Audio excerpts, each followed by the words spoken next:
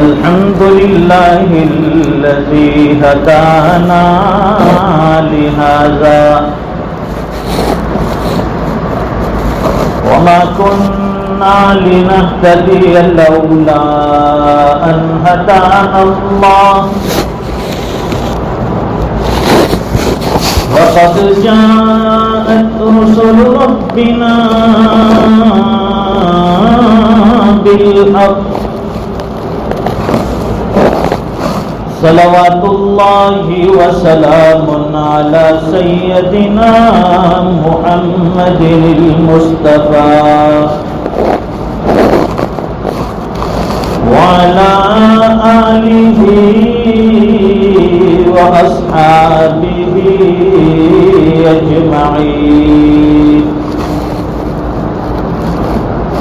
أما بعد فأعوذ بالله من الشيطان الرجيم. بسم الله الرحمن الرحيم. وتلك الجنة التي أورثتموها بما كنتم تعملون. صدق الله العظيم. اللهم صل على سيدنا ومولانا محمد وعلى آل سيدنا محمد وبارك وسلم. بزرگوں اور دینی بھائیوں، اللہ تعالیٰ نے ایک عالم جنت بنایا، ایک عالم جہنم اور ایک عالم دنیا.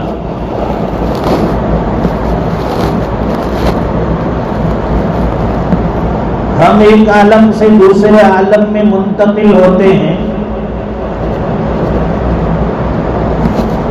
عالم ارواح میں تھے جہاں سب کی روحیں جمع تھی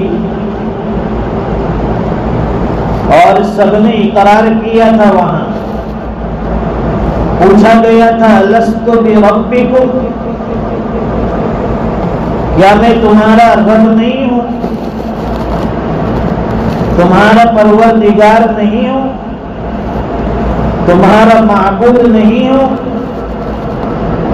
قالوا بلا وربنا. سب نے یک زبان ہو کر کہا تھا کہ جی ہاں، آپ ہی ہمارے رب ہے، آپ ہی ہمارے پالنہار ہیں، آپ ہی ہمارے پروردگار ہیں.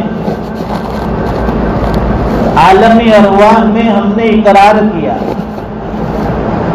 پھر اب تعالی شانوں نے عالم ارواح سے عالم دنیا میں بھیجا. ماں کے پیٹ کے ذریعے سے اللہ نے ہمیں یہ دنیا بتائی. ایک زندگی ماں کے پیٹ کی زندگی تھی. ماں کے پیٹ میں وہ چھوٹا سا بچہ یہی سمجھتا ہے کہ یہی میری کل کائنات ہے، یہی میری پوری دنیا ہے. وہاں اسے کھانا ملتا ہے، پینا ملتا ہے، سانس بھی لیتا ہے، اپنی ضرورتیں بھی وہی پوری کرتا ہے. وہ اسی کو کل کائنات سمجھتا تھا. پھر اللہ تعالیٰ نے اسے ماں کے پیٹ سے نکال کر یہ دنیا بتائی. اس کو ہوش و حواس نہیں تھا. وہ چھوٹا سا بچہ دنیا میں آتا ہے، روتا ہوا آتا ہے. کہنے والے نے بڑی اچھی بات کہی کہ جب ماں کے پیٹ سے آئے تھے تو روتے ہوئے آئے تھے، لیکن دنیا میں آ کر پھر ہم نے سب کو رلا دیا. ہمارے اعمال ایسے ہو گئے کہ ہمیں دیکھ کر لوگ روتے ہیں، ہمارے اخلاق سے لوگ متنفر ہیں، ہماری گفتگو سے لوگوں کو ٹھیس پہنچتی ہے. یہ عالم دنیا میں انسان آتا ہے. پہلے جب یہاں دنیا میں آتا ہے تو بے گناہ ہوتا ہے، پاک صاف ہوتا ہے، صاف ستھرا. لیکن یہاں کا جب ماحول ملتا ہے، یہاں جب اسے لوگوں کی سنگتیں ملتی ہے، لوگوں کے ساتھ اٹھنا بیٹھنا ملتا ہے، تو دھیرے دھیرے اس پر اثر چلنا شروع ہوتا ہے. خربوزے کو دیکھ کر خربوزہ رنگ پکڑتا ہے. آدمی جس کے ساتھ اٹھتا بیٹھتا ہے، جیسے لوگوں کی صحبت اختیار کرتا ہے، اس کے اثرات اس میں ضرور آئیں گے. اگر یہ دیکھنا ہے کہ فلاں آدمی اخلاق کے اعتبار سے، دینداری کے اعتبار سے، انسانیت کے اعتبار سے کس لیول کا ہے، تو اس کے دوستوں کو دیکھا جائے کہ اس کے دوست کون ہے، وہ جس کے ساتھ اٹھتا بیٹھتا ہے. پتہ چل جائے گا کہ جیسے لوگوں کے ساتھ اس کی بیٹھک ہوگی، جیسے لوگوں کے ساتھ اس کی صحبت ہوگی، اس کا اثر اور رنگ اس پر چڑھے گا. فارسی کا مقولہ ہے کہ صحبت صالح ترا صالح کند، کہ بھائی اچھوں کی صحبت تجھے اچھا بنائے گی، وہ صحبت تالے ترا تالے کند، اور بروں کی صحبت تجھے برا بنائے گی. جب لوہار سے دوستی ہوگی، بھٹی والے سے دوستی ہوگی، تو ظاہر ہے کہ ہمارے پاس دھواں آئے گا، وہ کوئلہ آئے گا، وہ کالک آئے گی. عطر فروش کے یہاں بیٹھک ہوگی، کچھ نہیں لے گا، پھر بھی وہاں سے ہمیں خوشبو حاصل ہوگی. تو دنیا میں انسان آ گیا. اب یہاں اس کے اعمال اچھے یا برے اعمال، پھر یہاں سے عالم آخرت، وہاں حساب کتاب دینا ہے. جنتی جنت میں جائیں گے، جن کے حق میں اللہ نے جہنم کا فیصلہ کیا وہ جہنم میں جائیں گے. اللہ اپنے فضل سے ہماری حفاظت فرمائے دوزخ سے اور نار سے، جہنم سے اللہ پوری حفاظت فرمائے. آدمی دنیا کی آگ برداشت نہیں کر سکتا، وہ جہنم کی آگ کیسے برداشت کرے گا جو اس دنیا سے 70 گنا زیادہ اس کی تپش ہوگی. تو وہاں جنتی اور جہنمی کا فیصلہ ہوگا. اب آخری درجے کا جنتی کون ہوگا؟ حضرت مغیرہ ابن شعبہ رضی اللہ تعالیٰ عنہ نے ایک روایت بیان کی ہے.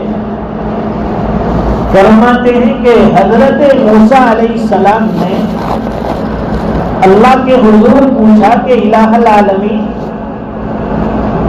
وہ سب سے ادنا درجے کا جنتی کون ہوگا، لاسٹ میں جانے والا، سب سے آخری اور کم درجے کی جنت اسے ملے گی؟ تو فرمایا کہ ایک آدمی جو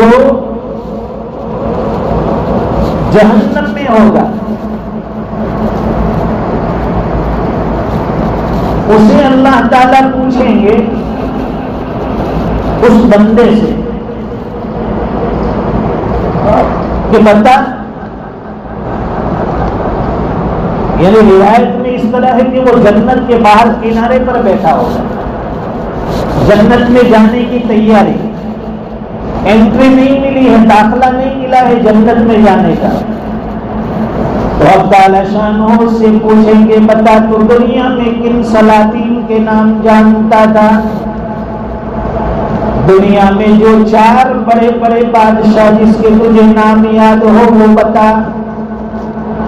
بڑے بڑے بادشاہوں کے نام یاد ہوتے ہیں سب کو، تجھے بھی جن 4 بادشاہوں کے نام یاد ہو وہ بتا.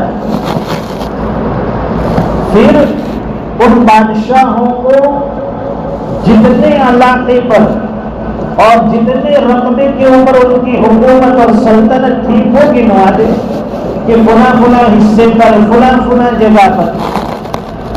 پھر ان بادشاہوں کو جو نعمتیں ملی، وہ جو لذتیں حاصل کرتے تھے وہ بھی بتا۔ وہ بندہ اپنے گمان کے مطابق 4 بادشاہوں کے نام بتائے جو اس کے ذہن کے اعتبار سے بڑے بڑے بادشاہ گزرے ہوں گے، ان کی سلطنتیں جہاں تک پہنچی ہوگی وہ سارے علاقے کے نام گنوائے گا، ان کو جو سہولتیں، جو نعمتیں، جو لذتیں ملی ہوگی وہ بھی بتاتا جائے گا۔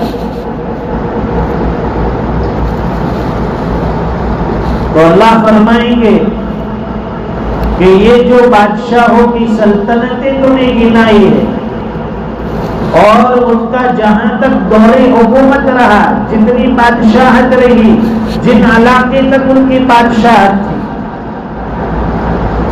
ان ساری نعمتوں، لذتوں اور وہ ساری زمینوں سے 10 گنی بڑی جنت ہم تجھے عطا کرتے ہیں۔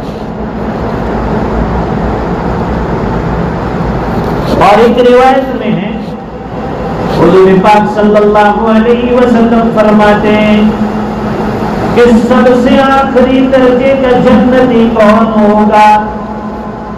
فرمایا کہ اس امت کے اندر ایک شخص ہوگا جس کو پہلے اللہ تعالیٰ جہنم میں بھیجیں گے، وہ پہلے دوزخ میں جائے گا۔ مومن، ایمان والا اگر گناہ کبیرہ کر کے دنیا میں جب دنیا سے گیا، توبہ نہیں کی، تو اسے وہاں سزا ملے گی اور سزا کے طور پر اسے جہنم میں بھیجا جائے گا۔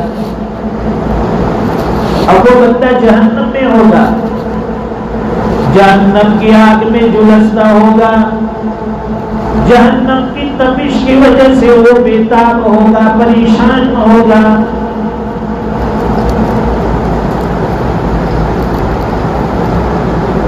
تو وہ اب تعالی شانوں سے کہے گا کہ الہ العالمین، جہنم میں رہتے رہتے جھلس گیا ہوں، تھوڑی دیر کی راحت مل جائے، تھوڑی دیر مجھے جہنم کی آگ سے نکال دیا جائے تاکہ کچھ سکون مل جائے۔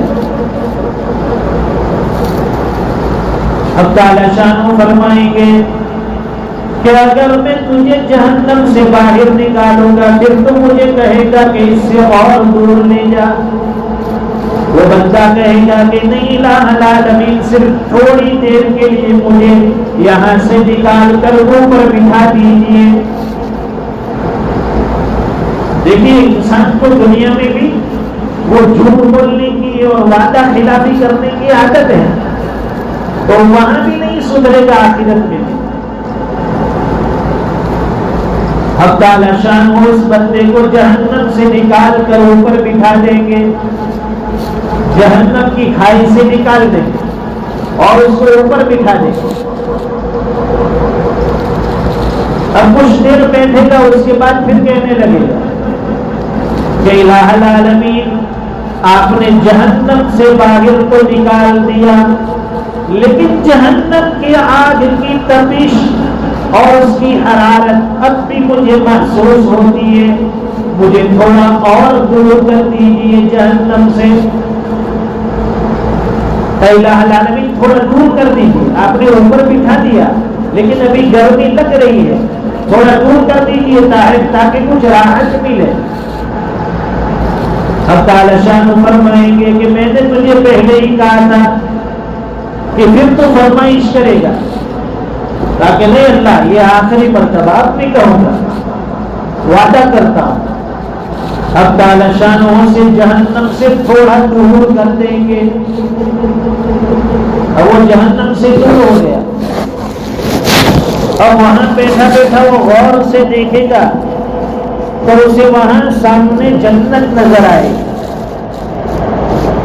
پھر وہ اللہ سے کہے گا کہ الہ العالمین، آپ کی کتنی خوبصورت جنت مجھے نظر آتی ہے، ذرا مجھے جنت کے قریب کر دیجئے، جنت کے پاس لے جائیے تاکہ میں جنت کا دیدار کر لوں، جنت کا ایک نظارہ دیکھوں۔ میں اندر انٹری نہیں کروں گا، اندر داخل نہیں ہوگا، پرومس، وعدہ کرتا ہوں۔ اب تعالی شانو فرمائیں گے کہ ابھی تو نے کہا کہ اس کے بعد میں کوئی فرمائش نہیں کروں گا، جہنم سے تھوڑا دور کر دیجئے، اور پھر تو کہہ رہا ہے کہ مجھے جنت کے قریب کر دو۔